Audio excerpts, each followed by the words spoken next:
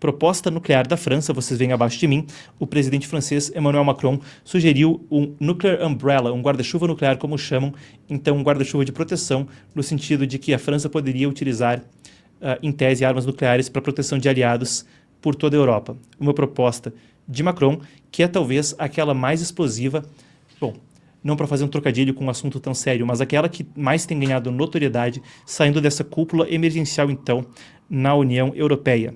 Além disso, outra das principais questões que vem à tona em meio a essa cúpula é a questão de eventuais tropas de países da Europa, membros da OTAN, estarem na Ucrânia como uma força de manutenção da paz quando eventualmente se atingir um acordo. É uma coisa pela qual Trump já pressionou anteriormente. Ele disse que tropas americanas não estariam na Ucrânia, que trabalhadores, em se concluindo esse acordo de minerais, poderiam estar para extração, então, de jazidas, exploração de minérios, exploração de terras raras. Mas tropas, soldados, não. São dois dos principais assuntos que vêm à tona. Essa questão da França incrementar a retórica nuclear é muito relevante. Afinal de contas, a conversa sobre uso de armas nucleares por um longo tempo na Europa, e em especial desde o início da guerra, tem um peso maior para o lado russo. Em uma retrospectiva, para a gente entender por que isso é tão relevante, eu trago aqui algumas matérias que ajudam a gente a entender. E essa que vocês veem aqui é lá atrás do início do conflito em 2022, na qual Putin ordenava um regime de serviço especial para a Força de Dissuasão da Rússia. A Força de Dissuasão Russa é uma especial que inclui o uso de armas nucleares. A França foi uma das potências europeias a adquirir cedo. Eu tenho aqui a informação de 13 de fevereiro de 1960 nas minhas notas. 13 de fevereiro de 1960, o primeiro teste nuclear francês, então, realizado então no deserto do Saara. E a França, claro, como uma potência nuclear, tem uma posição diferente de muitos dos países na Europa. Afinal de contas, ter uma arma nuclear é uma coisa que muda o patamar do diálogo, não só militarmente, mas também diplomaticamente. E tem sido a estratégia russa, como a gente tem visto. Isso inclui não só essa ordem lá atrás do início da guerra, mas também seguindo adiante, a gente vê aqui uma que vem da Arms Control Association. É a manchete que está aqui, mas a coisa foi amplamente discutida quando isso aconteceu em novembro de 2024.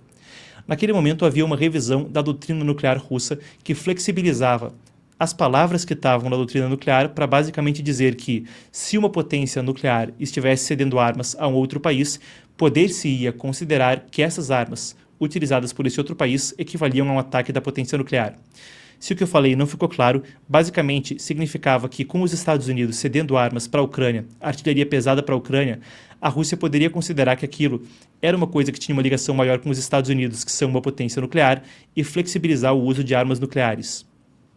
Então, constantemente ao longo do conflito, houve episódios como os dois que eu descrevi agora há pouco, de uma retórica de ameaça de uso de armas nucleares.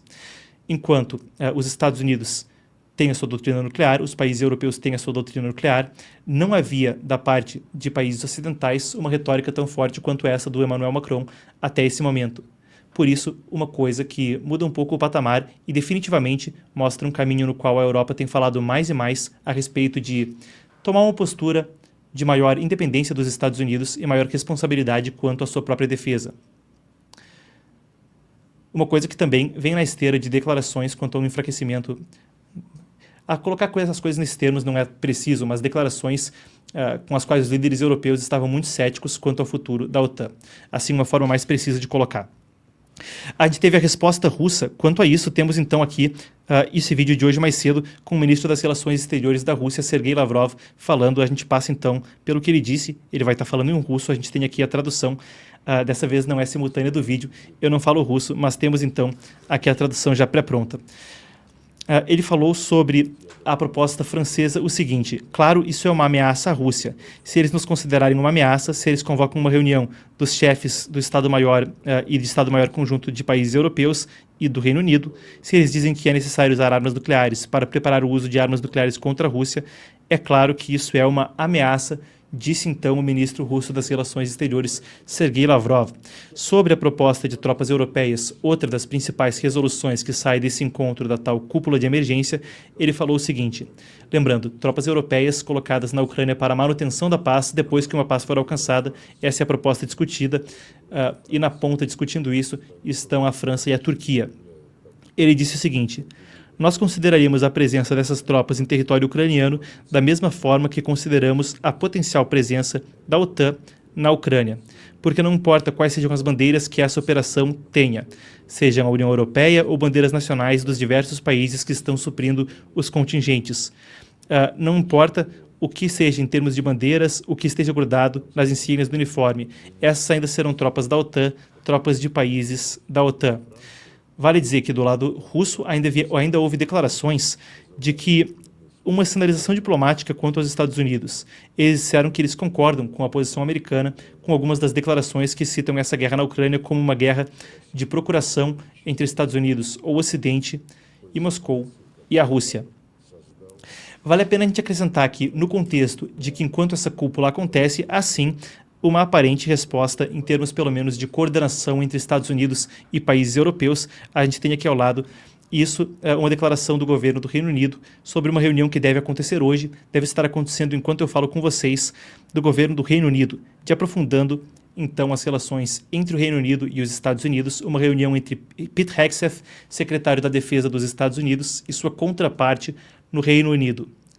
Enquanto essa reunião sim acontece agora, a gente tem que entender isso no contexto mais amplo do momento que vive a União Europeia e do momento que a Europa busca, em termos da sua defesa, se distanciar mais dos Estados Unidos, uma coisa que já era mesmo solicitada pelos Estados Unidos, que países europeus dessem um gasto maior em seu orçamento de defesa e dessem uma atenção maior às suas forças armadas e que passassem das metas sugeridas pela OTAN em termos de gasto de defesa como o percentual do PIB.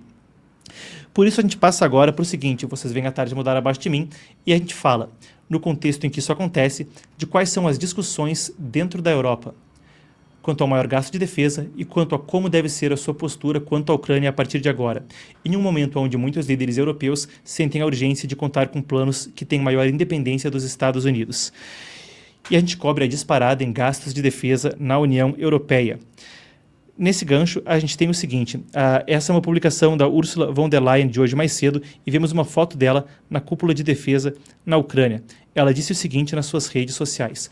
Ursula von der Leyen, a principal figura à frente da União Europeia. Ela disse, hoje nós reafirmamos o nosso suporte por você, presidente Zelensky, e é uma paz justa e duradoura pela Ucrânia. Com nosso plano de rearmar a Europa, o plano Rearm Europe, como colocado em inglês, mas um plano de rearmamento, ela diz, nós iremos acelerar a entrega de armas e de munição para a Ucrânia. Estamos tornando todo o nosso continente mais seguro. Lembrando, ela anunciou ainda na terça-feira, conforme se aproximava o discurso do presidente americano Donald Trump ao Congresso, que haveria um plano que poderia chegar até 800 bilhões, com B de bola, perto de 800 bilhões para rearmar a União Europeia, para rearmar os países da Europa, então, em termos de defesa. Um plano ambicioso que também traz debates à tona em como isso vai se desempenhar fiscalmente, se haverá musculatura econômica em um continente que tem sim uma estagnação econômica em comparação a alguns outros países do mundo ao longo, não é de hoje, das últimas 2 décadas, uma desaceleração econômica. Mas nesse questionamento, seja como for, vem o anúncio. Eu passo com vocês pelo seguinte, os países que tendem a liderar essa tendência de maior gasto de defesa são aqueles no norte da Europa, os chamados NB8, NB se referindo a países nórdicos e do Báltico. E isso está de acordo também com algumas das coisas que foram ditas por líderes dos países bálticos nessa reunião de emergência. Os líderes, por exemplo, de Lituânia, falavam sobre a necessidade de mesmo uma fatia do PIB dos países da Europa de 0,25% ser coletivamente utilizada para ceder defesa, para ceder segurança, para auxiliar a Ucrânia em meio ao conflito, o que poderia chegar, segundo eles, a 43 bilhões de dólares. Ou melhor dizendo, de euros. De forma interessante, a gente tem também uma declaração que vem da Dinamarca. O ministro das Relações Exteriores falou o seguinte ao Financial Times. Essa é uma matéria com os seus comentários, no qual ele escreveu, Financial Times, um jornal inglês. Ele disse que com a guerra na Ucrânia, o futuro da segurança europeia está na balança. A gente tem o dado também de que os países bálticos e do norte da Europa, nórdicos, são o segundo maior doador militar para a Ucrânia depois dos Estados Unidos. E o pedido, então, das relações exteriores da Dinamarca era que outros países europeus aumentassem os seus esforços. A pergunta que estava no seu artigo no Financial Times era a seguinte: como pode ser que 8 países pequenos no norte da Europa estão liderando esse apoio. E enquanto essa presença parece ser seguida pela França e por Bruxelas com planos como o de rearmar a Europa e a declaração agora do Macron de proteção nuclear perante todo o continente europeu, a gente aguarda ainda uma posição alemã, mas já há alguns anúncios enquanto a gente aguarda para ver como eles devem se materializar de forma concreta. Friedrich Merz, o provável próximo chanceler da Alemanha, afinal de contas, o partido que teve o maior apoio, lá como funciona no sistema parlamentarista, ele não teve uma maioria absoluta, mas deve ser o principal partido na coalizão que deve vir adiante na Alemanha, o CDU. Ele lidera o partido, deve ser o próximo chanceler alemão. Como as coisas na Europa tendem a passar por Bruxelas, Paris e Berlim, agora também uma retórica semelhante vem de Friedrich Merz falando sobre o tudo ou nada para aumentar os gastos de defesa e conseguir impulsionar uma indústria mais independente dos Estados Unidos. Uma coisa que ele já falava mesmo quando da sua eleição de uma prioridade de a OTAN ter um caminho adiante na Europa com menor participação dos Estados Unidos. As palavras dele foram que ele teme que a OTAN possa não estar no estado atual até junho e ele pediu por um olhar mais próximo à dissuasão nuclear britânica e francesa. Macron parece estar respondendo. A gente tem as palavras exatas também da Ursula von der Leyen, ela falou hoje mais cedo na cúpula de defesa. Esse é um watershed moment, falou em inglês. Watershed moment é um momento de virada, um momento onde é metafórico, mas basicamente se você imaginar um copo inclinado com água pingando, chega uma hora onde a água se torna tão pesada que o copo vira. É basicamente um momento de virada, um momento decisivo. E ela disse que a Ucrânia é parte da nossa família europeia. Também é um momento de virada para a Ucrânia. A Europa está diante de um perigo presente e claro, e, portanto, a Europa tem que ter a capacidade de se proteger, de defender a si própria, assim como nós temos que colocar a Ucrânia numa posição de proteger a si própria e de buscar uma paz justa e duradoura.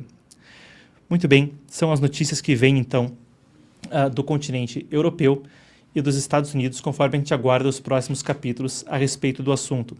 A atual cúpula de paz é algo a se observar conforme a Europa sinaliza uma postura de defesa, buscando maior independência dos Estados Unidos.